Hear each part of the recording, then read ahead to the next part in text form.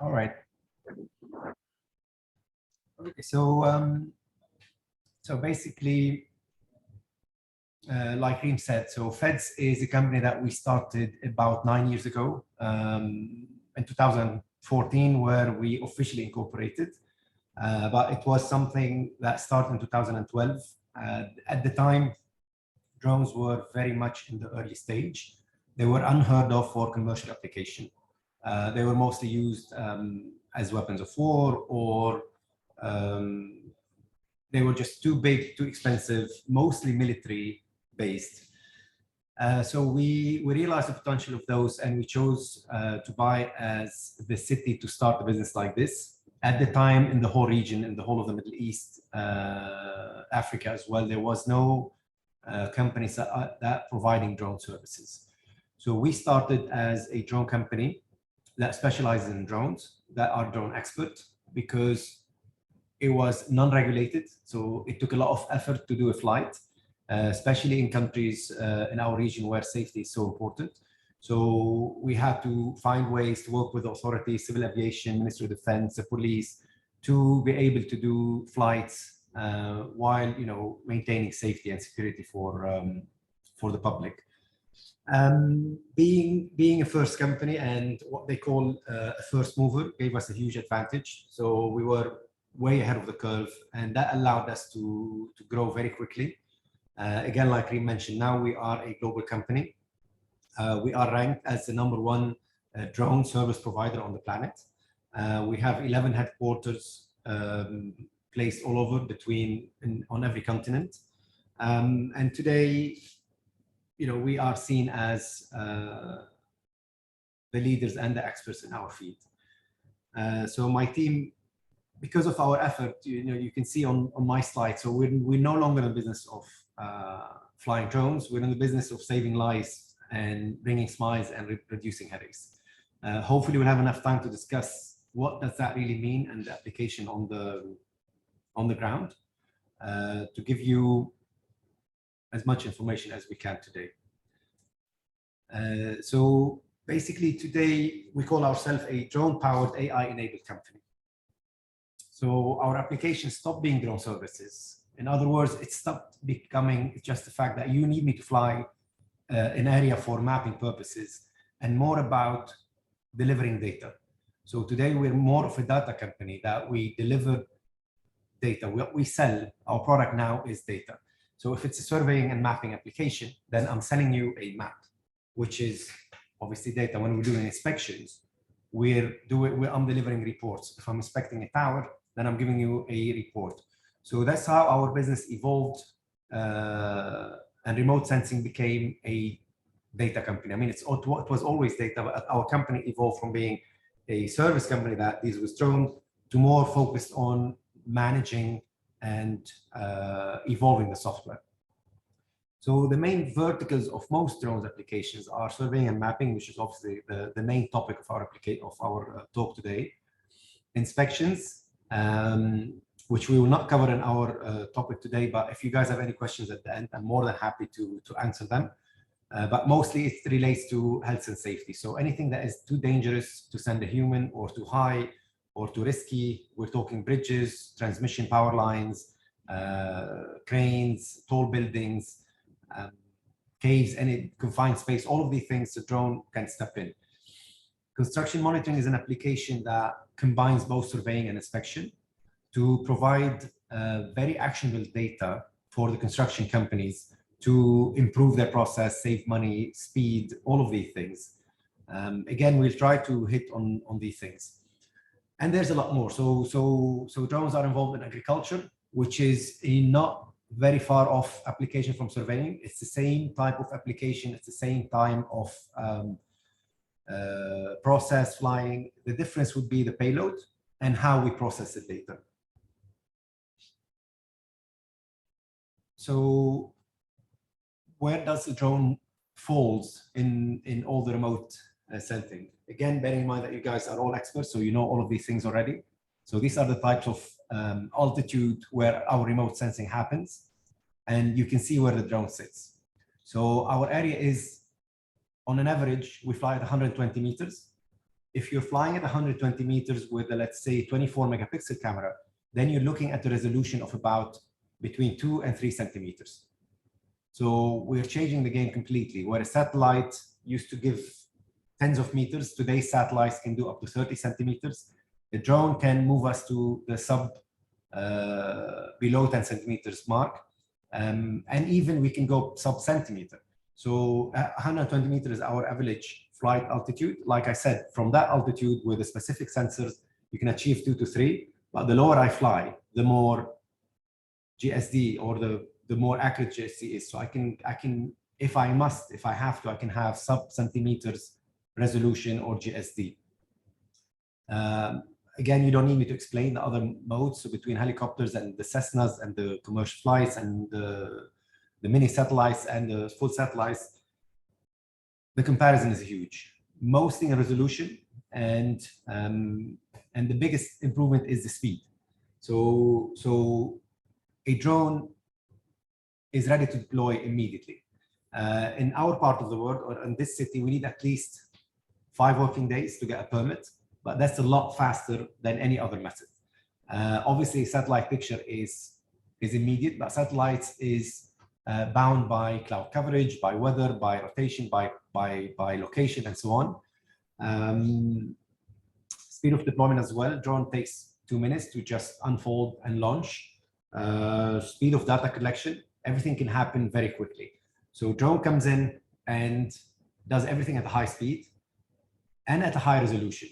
And when we multiply speed and resolution and accuracy, it leads to improved cost and effectiveness. So everything is faster. Speed translates to time reduction. Time reductions translate to cost effectiveness. And with the added bonus of getting your accuracy and your high GSD, high resolution. So it says the drone have come a long way. We should say really remote sensing came a long way. So it all started even before this. The first remote sensing happened in a balloon. So there was a famous photographer in France that flew a hot air balloon. And his profession being a photographer, took the first aerial shots of Paris in the early 1800s. And then after that, we had a kite that was installed with the camera. And then it moved on to planes, to satellites. But it's a long trip for remote sensing. This is basically where the magic happens. The drone today, using a fixed wing camera, makes drones so efficient. I don't know how many of you in the audience have experienced a drone flight in action, are on the field, or have been involved in a data collection process, or have worked in this field, but I'll try to explain it as much as I can. On a normal field survey, if we're doing it with the traditional method, which with the ground team and ground equipment, you will deploy a team of the field. You already know your KML, you already know where your location is. You deploy ground equipment.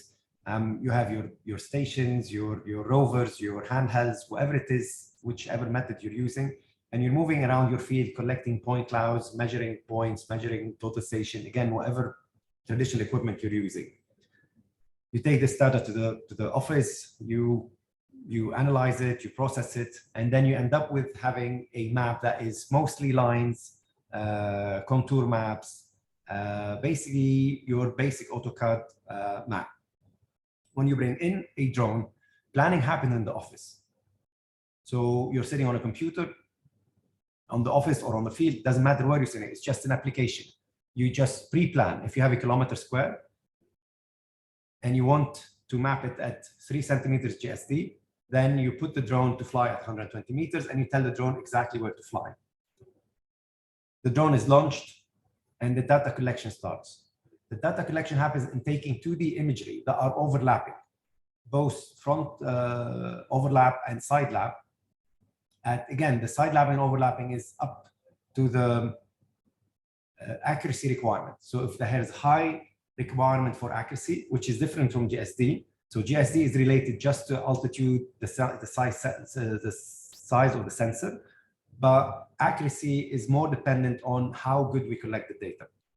So again, if this is important to you to understand today, if this is something that is new, please ask me at the end where I can elaborate more on the difference between JSD and accuracy and how we achieve the accuracy required. So the captioning phase, again, based on JSD and accuracy, we send the drone and it starts collecting data following the flight path that we analyzed. The data is stored on the drone. When it lands, we take the data out of the drone, take it to the office, analyze it, generate a map, and then act. Act could be anything. If it's done for construction monitoring, then action means we're looking for volume calculation, depending on what it's done. I asked my team to add a bit of illustration to understand what planning, what capturing, what flying, and what generating means. So hopefully this will show. So this is a field, and this is exactly how we process. The gentleman that was on the computer right now is telling the drone how to fly. So it decides which flight path to take, which altitude, what the side lap is, what the overlap is, and how long to fly. The drone is launched as so, and that's it. Now the pilots all needs to do is sit in front of the computer and monitor the drone remotely as it collects the data. So at this stage, the drone is just flying, collecting data, collecting data, collecting data. Obviously, that's not the footage from the fixed wing that's collecting the data, but this is for illustration. And that's a map produced. Now, in this case, we produce the map on a monthly basis, and the action is we have a progress monitoring or a time lapse. And again, this is an oversimplification of what that means. But each one of those maps produced is not a picture, it's an actual map, but it's a digital twin or a reality model of what's existing on the ground. So, or what is called as built or as is.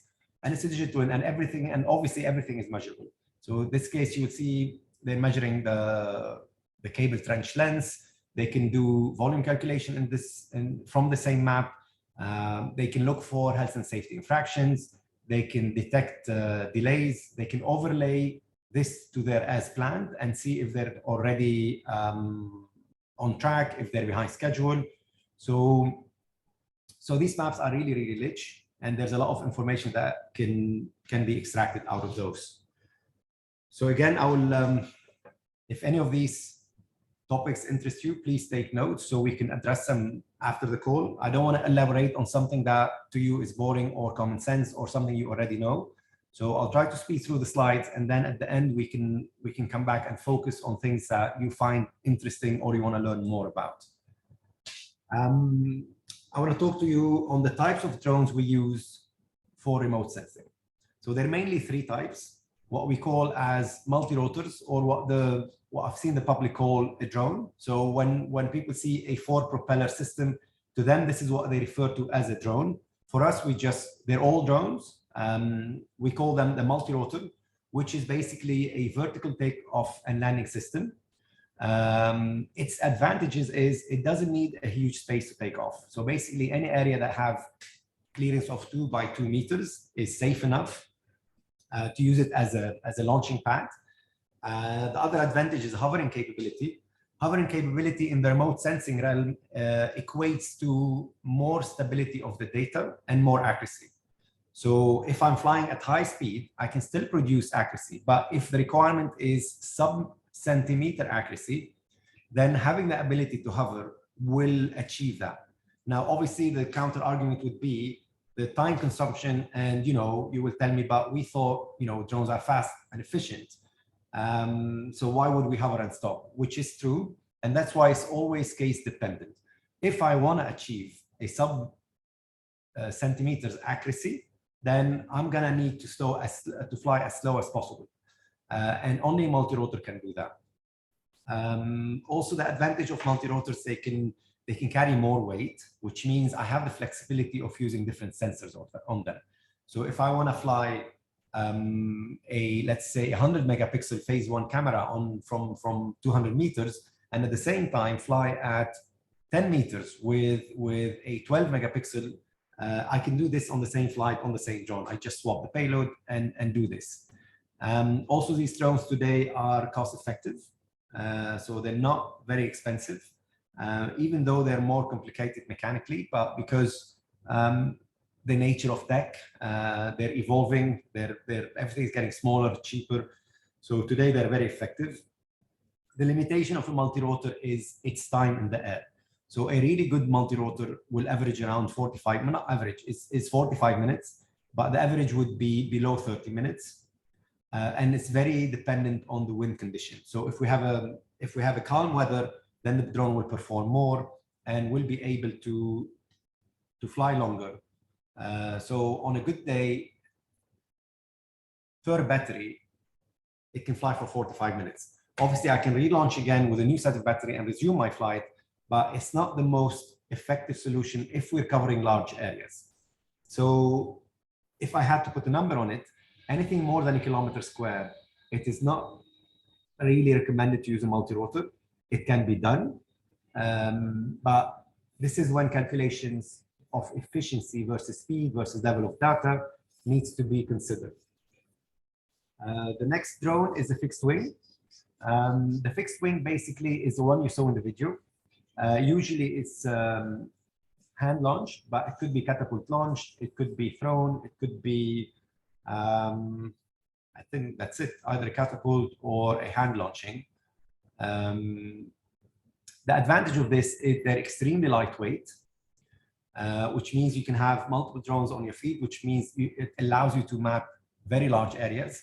A good example in our company using fixed wings, we could do up to 30 kilometers square in one day, which honestly in remote sensing, it's at least from a drone point of view, is really unheard of that you can cover so much space in a small amount of time.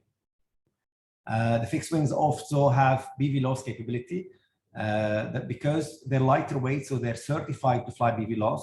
So the multi-rotor on the left weighs on average about 10 kgs, depending on which payload we're using. The fixed wing in the middle is below 2 kgs. Below 2 kgs makes it a very lightweight drone, which in many countries gets it certified to be BVLOS. BVLOS stands for Beyond Visual Line of Sight operation, which means I can fly the drone without actually having a visual to it. The weight relation to the regulation is because of its lightweight, it's considered low risk. Even in a crash, even in an accident, it will not cause damage when it drops. So it's made of foam, it's less than 2 kgs, and if it's falling from, let's say 100 meters, it have the same kinetic energy of a football falling from the sky. So if it lands on you, it will hurt, it will bruise, but it will not do any damage. Not to mention they have some fail-safe that they start spinning, reducing their speed and reducing their impact when and if they crash. So that makes them a very safe option for mapping urban areas because of the reduced risk to third parties. And the stability. So the bigger thing, because of its aerodynamic design, it can handle strong winds. It doesn't matter how strong the wind is. It will not knock this drone out of the air. It will also have little effect to its battery life. The reason being, because it's aerodynamic, what it does is if the wind is very strong, and if it's a front wind, then it will use a lot of power to resist that wind. But when it turns back, then it's a backwind, so it stops using any power and it just uses the natural wind to fly. So it compensates its resistance with its carrying capability. And also with fixed wing, the stronger the wind, the safer the landing. So you don't have issues, you don't worry about your drone crashing at the end, because it doesn't matter what happened, it will land safely, as long as procedures is followed. If the operator makes a mistake and lands in the wrong direction of the wind, then it will nosedive and it will crash and it will have damage to its front and its interior. The downside is when it lands, it belly lands. And for belly landing, you need some clearance. You need a short runway. The least you need is a 50-meter long by 10 meters, but this is, considered at the absolute minimum. So the longer the area, the bigger the clearance, the safer the landing. So this would be the downside of this fixed wing. And you have the VTOL, which is a cross between a fixed wing and a multi-rotor. VTOL stands for vertical takeoff and landing. So the advantage of over the fixed wing is it doesn't need the runway, but as you can see in the picture, it has a lot of moving parts. all of these parts will affect aerodynamics, and it has a transition phase. So when it takes off like a multi-rotor.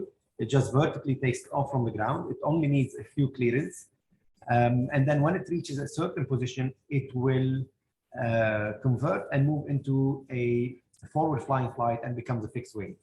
Now, we cannot fight the laws of aerodynamics. The smoother the wing, the more aerodynamic you are, the more you fly, the more efficient you are, the more resistant to the wind you are. And as you can see, most VTOLs will have extra components that will not be as efficient as a fixed wing in terms of aerodynamics. And also, they will be more sensitive to wind. They can be, I mean, they're usually heavier to be able to support all these components, which means you'll have more flexibility for payload. So you can have things that are heavier, but you have that complication with the wind. So they're bigger as well. So if you're not deploying multiple drones, you will need multiple vehicles, which increases the cost and removes that factor of. So basically, each of these models have its advantages and disadvantages when we're doing remote sensing applications. Which takes us to the payloads. So what you can carry on the drone really is whatever the application is. So we've carried a lot of sensors, modified them, did them. For the case of remote sensing, the most common sensor we use is an RGB sensor. It could be any size, any megapixels. Today, the best maps are coming out of a 45 megapixel full frame. A global shutter is a must in remote sensing, especially at speed. If you don't have a global shutter, you will always sacrifice the quality of your data. While the pictures might be good, the system will see a bit of haziness, which will affect the accuracy of the data. Again, if any of you have an interest in getting more information to why global shutter is better than any other type of shutters in photogrammetry and aerial mapping, we can address this later. I'm really conscious and worried that all of you are smart enough to know all of this, and I'm boring everyone. So I'm going to go fast, and then we go back and focus on areas that you guys are interested in. So the second most popular system we use is a multispectral sensor. A multispectral sensor that we have 5 bands, and it's mostly used for agricultural purposes, but it could be used for other ways, for environmental monitoring or whatever it is we're doing. LiDAR is also used. LiDAR helps us a lot in areas with heavy vegetation. I'm personally more of favor of photogrammetry, which means using an RGB sensor to produce point clouds. But LiDARs are obviously have their advantages. So they can operate at night, for instance. They can operate, they're efficient when there's high vegetation where RGBs or photogrammetry is not efficient. They can be more accurate. And today's LiDAR also can provide a digital twin or an as-is capability, which in the past they didn't have. In the past it was all color-coded, but today's LiDARs are really good. Thermal mapping is another application or sensor we use. Again, different applications. We use it for solar mapping, solar panels mapping. We use it for environmental reasons, waste management. And obviously, the biggest sensor we use is a hyperspectral. And then again, depending on the needs. So the most demand we've had here was geology-based requests to use hyperspectral sensors. So the outputs are many, and again, none of these terms is strange to you. But from one drone, different sensors, these are some of the maps we can produce. A lot of the questions that we get is your data or is your map compatible with so and so? The answer is always yes. Any map we produce is compatible with any GIS system, with any GIS software. Whichever you use, it will be compatible. It's the standard format. It's built for this purpose, and basically it's compatible. I think one thing I didn't mention much is 3D, but I think in the next couple of slides, there will be some 3Ds that I can refer to. I'll take note and we can talk about 3D modeling if we missed it. So again, with a lot of data, we need data management and we need post-processing power, and that cannot be achieved without AI. So we have a lot of case studies. I think the team chose this one because this is the one that we just did. So that project just finished 2 weeks ago, and it was a major developer. I don't think it's a secret, so we can share that. Nakhil asked us to map one of their communities and look for basically waste and illegal dumping. And as you can see in the map, we found a lot of it. And typically, or historically, or in yesteryear, you produce a map and you have an individual looking for these, marking them, and it's a very time-consuming process. What we did for this one is trained our AI to detect all these anomalies. And in less than a day, we got 75 to 80% accuracy. So 75 to 80% in my book is not enough. I would like to achieve 95% accuracy, but this is possible with further training. So this map was delivered in a day with a 75 to 80% accuracy. The QC, or the quality control, was done by a human to make sure that the AI did get enough. So what the human will do is will find things that the AI missed and mark it, and train the AI that the next time you scan this image, anything that looks like this, you need to consider as waste. So with a bit more training, we can achieve accuracy. In this case, it was waste and illegal dumping, but the application can be anything. So we've done, in this country, we've done it for palm trees, we've done it for vegetations, we've done it for guava trees, to look for those guava trees in the desert. We did it for animal detection, all of those, and honestly, many more. I'm not sure how much I can share, but any application or any feature that needs to be extracted, we can train the system to do so, because again, speed is the most important element in this case. So this is an example of a map. So this is a kilometer square, and the difference between a drone map is the reality of it. So I'm not sure if this is very obvious to you, but this is an actual map. This is not a video. This is not a picture. This is an actual 3D map produced from a drone data. So usually if you're mapping this with a land surveyor, you'll probably have 10,000 points, 5,000 points, depending on the requirement, sometimes only 100 points. In this case, we have 44 million cloud points. 44 million XYZ points was produced in a 1 kilometer square. The density of these points is creating that digital twin, or the reality you're seeing right now. And within the software, this is what we can do. This is right now is a volume calculation. So we can measure all the cuts, all the fills, all the stacks. So you could do it for, I don't know, calculating how much waste you're producing. You could do it for inventory tracking. You could do it for theft monitoring. So anything in this map is measured. And as you can see, it's all in 3D. Now this 3D is not textured. You're only looking at the point cloud map. So if I reduce the density of the point cloud, you will see pixel or not pixelated, just points within space, within the clouds, just points with black distances between them. But with high density, the point clouds looks like it's a reality model. So the things that you can measure is, coordinates is easy because, like I said, each point having its XYZ measured. You could do the volume calculation, you can measure distances.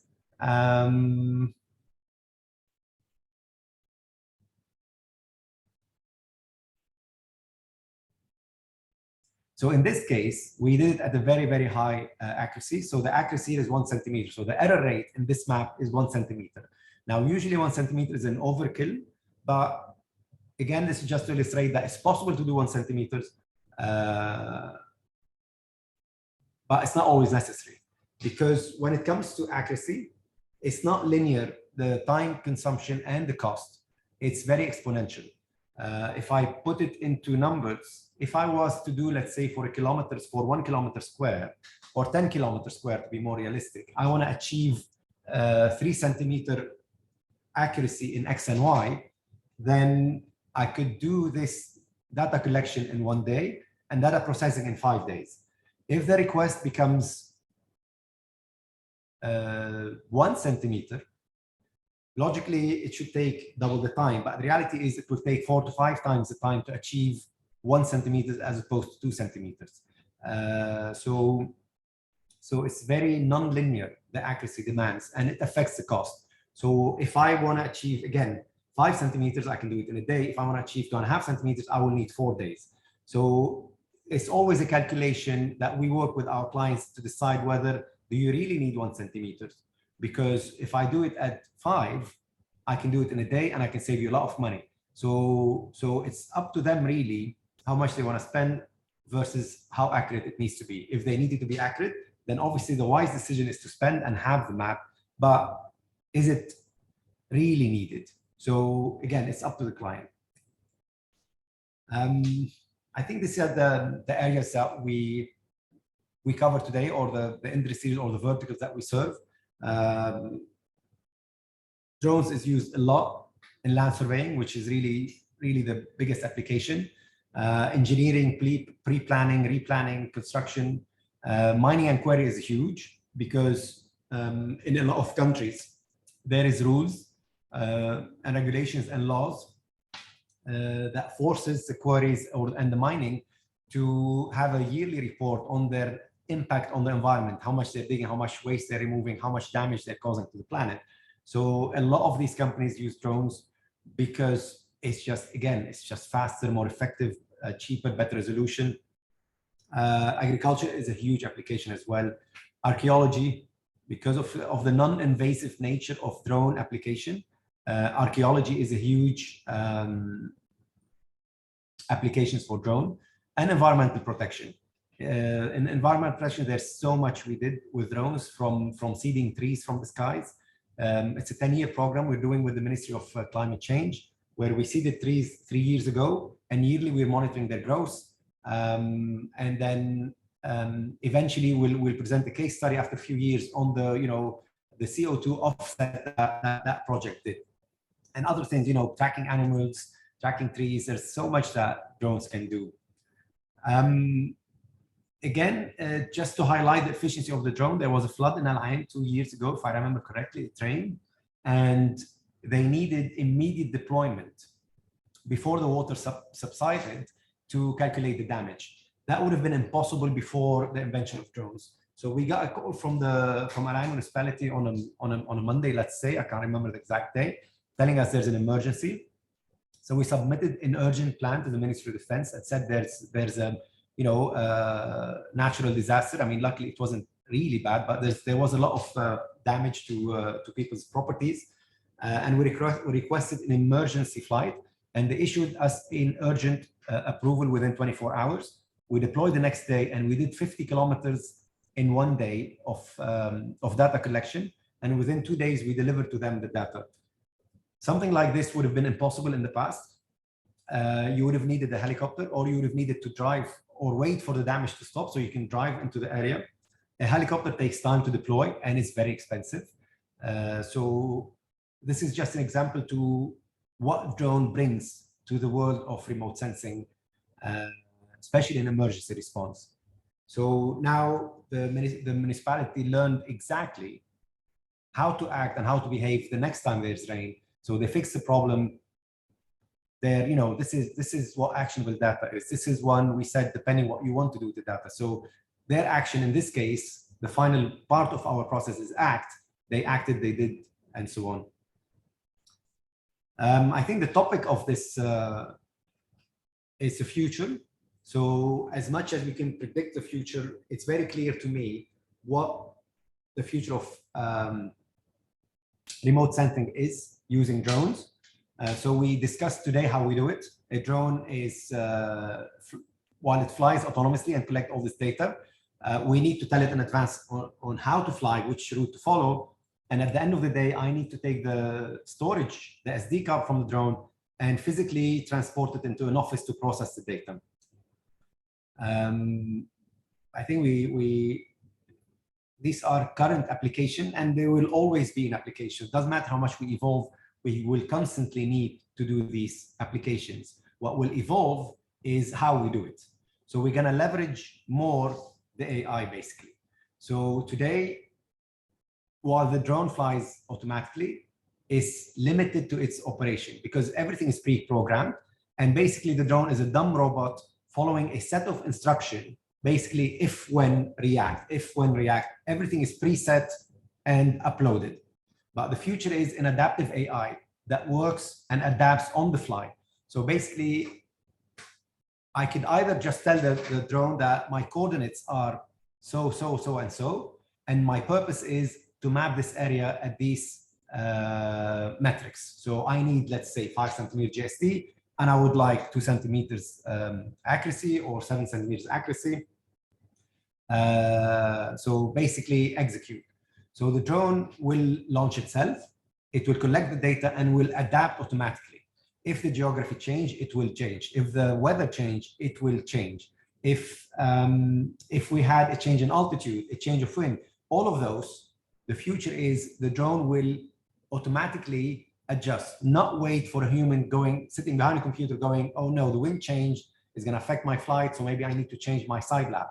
The drone will calculate all of those. It will have all these metrics built in the system and will adapt automatically, which will bring us more efficiency because there will be less room for human error and more room for AI to interfere and fix. What also 5Gs will allow, as you all know, 5G now have a huge bandwidth. So of all the generations before it in data transfer, 5G is the thickest. So it allows us to send huge packets online. What that means to our industry is instead now of collecting the data, then landing, then taking the SD card and then physically driving to the office, I can broadcast the data live with minimum effort. While 4G was possible, it was way too slow. If I was to install a 4G model and live update or live streaming of the data to my office, it just didn't make sense because of the cost versus efficiency. Because by the time the data broadcasts everything, I would have driven back to the office. But 5G allows us to start sending the data live immediately. So basically the ground crew doesn't have to actually spend the last 2 hours, 3 hours, 4 hours, 5 hours, or wherever they are, assuming they're driving back to the office, but the mission could be in a different country. So somebody needs to go to the office and then upload the data and then send it to us, let's say, to process in a different country. 5G allows the transfer of this data instantly to anywhere on the planet. What's the next step? I think I'll come to that later. If not, again, we'll discuss. The next step obviously is processing on the drone. So basically edge computing on the drone. The drone not only is collecting data and broadcasting live, it can collect, process, and send the map immediately. So you go from waiting a day or 2 or 3 or 4 or 5 to having your map instantly. I'm flying today and your map is received the moment I land or the moment the flight is finished. So that takes us to the next level of mapping. So connectivity will help us with this. Edge computing right now is possible, but it's still a bit heavy. So it's only possible on bigger drones. And again, another setup to complete automation is eliminating the human presence on the field altogether. And what you're looking at is what we call a drone in a box, a nested drone, whatever you want to call. It's a drone that's sitting in a box, wherever you want it to be. It could be on the back of a truck, on the field, anywhere you want it to be. It's equipped with a weather station. It's equipped with connectivity, with ACs, with everything it needs to achieve a mission. So I don't need even to go on the field to launch the drone anymore. It's equipped also with automatic charging. So it takes off, collects the data, broadcasts the data, and give it to the, so this is what will allow for complete automation to close the loop of speed, efficiency, and cost saving. Another level, that would be the swarm technology, which means using more than one drone. Swarm could be 2, 3, 4, it could be 200 drones. Now, what's critical with swarm technology is writing an AI or a software that will train the drones, all of them, to fly at the same time, performing a task. And I think you've all seen the drone shows, the drone fireworks, or whatever drone, you know, those things. So they're all over the planet right now, and the technology is the same. So obviously, we saw the benefit of swarms, and we used it for entertainment purposes. Why not? It's gorgeous, it's beautiful. But the same programming could be done if we can switch the lights off and train these drones to do anything we want them to do. We can train them to map a mountain. We can train them to, in an emergency, to track people. So each drone will track a different person, and they're all communicating together. So let's say, God forbid, a child is missing somewhere in the desert. I can send a swarm of drones, and they're all flying, looking for that child and talking to each other. So when one drone detects it, it will locate it, send its location to all the other drones, and then you can start imagining the formation of these drones. Now, like I said, the best illustration is how they use them for entertainment. So they can write a name in the sky, they can write they can do a picture, somebody's face. That same tech, we can use them for commercial application or for saving lives. Yeah, this is edge computing. So I think that slide probably should have been earlier, but this is what edge computing will do to us. Edge computing will move us from waiting to go to the office to absolutely and immediately processing everything you need to process. So these are just, you know, technical terms to say that the system will be scalable. Of course, it will be scalable as long as tech is evolving, as long as we're inventing. The speed, security as well, because while the data is in someone's hand, there's a risk. So part of our risk assessments is if the drone falls, let's say, or the SD card is lost. One, we lost the data, we need to fly again. But if we're flying over sensitive areas, the security of this data is so important. So when I eliminate that phase, I'm reducing my risks to my client, to the public, to everyone, because no one is seeing this data anymore. Is being transmitted on an encrypted military grade data bandwidth into a secured office. So we eliminate a lot of the risk that is inherent with today's technology. Cost saving and environmental saving. I need less cars, less people, less everything to move this. Regulatory compliance as well, because it will allow the government to track these drones and have an oversight of what's going on. Because right now, if I'm the regulator, I am worried between the drone landing and this data being transported, who's secure of this data? Now, to not worry everyone, in this country, in the UAE, when we fly over sensitive area, we never see the data ourselves. When it lands, we hand the data before we see it to the Ministry of Defense. It goes to their offices, it gets investigated first before it is released to the end client. So this element today is being done manually, but this is how edge computing will help us. So what we'll do now is we'll process on the feed. We'll send the data to the Ministry of Defense first, automatically, without them having to drive around and monitor the flight. They can investigate it and make sure it's safe to be shared. And then it goes out to the public or to the end user or to whomever is using it. This is my last slide. I think I'm on time. I thought I will take 40 minutes, so we are on 43 minutes right now. So at this stage, I will open for questions. This barcode, I think it leads to my LinkedIn account. So all of you can just scan it, add me, send me a note saying, you know, I just listened to your presentation and I have a question, or I just listened to your presentation and I fell asleep and it was boring. Anything you want to say to me, you could, you know, if you want to do it offline, or with Reem's permission, we can move to questions right now. Yes,